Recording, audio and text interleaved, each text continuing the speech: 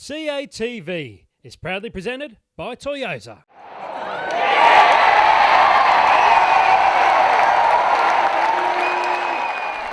Well, for the first time in the series, on day 3, England had a chance, and you'd say that yesterday afternoon they were favourites to win the match and should have posted more runs in the second innings. You know, the way that Alistair Cook came and opened the batting in the second innings and played positively, and you're looking at the scoreboard, and England 100 ahead, 1 wicket down. Should easily have posted 300, 350, and that would have been a harder chase. But once again, Johnson, backed up really well from Nathan Lyon. I think he's been terrific throughout the whole series in the manner of which he's bowled, restricted the England right-handers from around the wicket.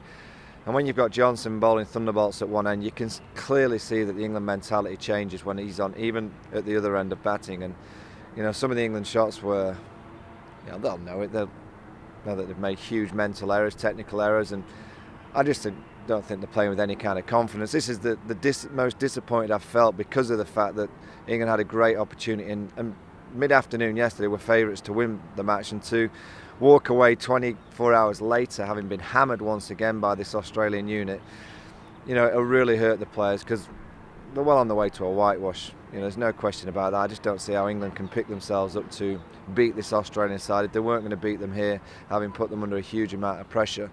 Now I look at Michael Clarke, and I reckon this will be his most satisfying win because, he knows that his team had to dig deep yesterday late in the day, and to come back and win the game so convincingly will give that Australian dressing room a huge boost. Do you think there was a particular moment yesterday where it all started to change for England and Australia? Well, I think you've got to look at players like Carberry, who used so many balls up when it was at its best for batting. The hard nature of the ball on that kind of surface is the best time to score. And to score 11 off 80-odd balls is just not good enough as an opening player. And you always felt that if Australia get 1 wicket, and it's always been when Alistair Cook's gone throughout the series, England have had a panic and not been able to kind of calm the situation down.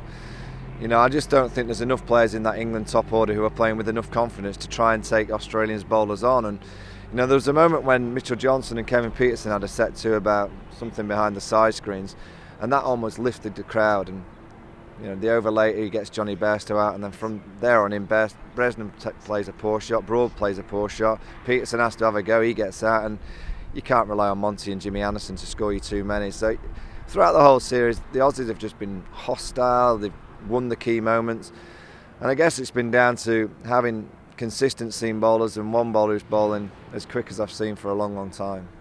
It's a quick turnaround now to Sydney. Where do England go from here? Well, they want to try and negotiate playing 15 if they can. Maybe that'll work. Sydney's a big week for them because I've been saying all series that the way the Australians are playing and the way that the England teams are playing, there's nothing but a whitewash on the cards. And, as players, you don't want that on your CV. Now, I was a part of a team here in 2002-3 that were 4-0 down. We left the MCG. Everyone said whitewash, and we somehow, I don't know how, miraculously won a game in Sydney. And as much as you didn't celebrate much, it was a tick in the box to say at least I want a part of a whitewash. Cookie was a part of the whitewash in 6-7. Jimmy Anderson was around for that as well. You don't want to be a part of 2 whitewashes in Australia, but I'm afraid the way the English players are playing and the confidence levels of what I see in the Australian camp and that hunger and desperation to make sure it does happen, I'm afraid I see nothing but a whitewash.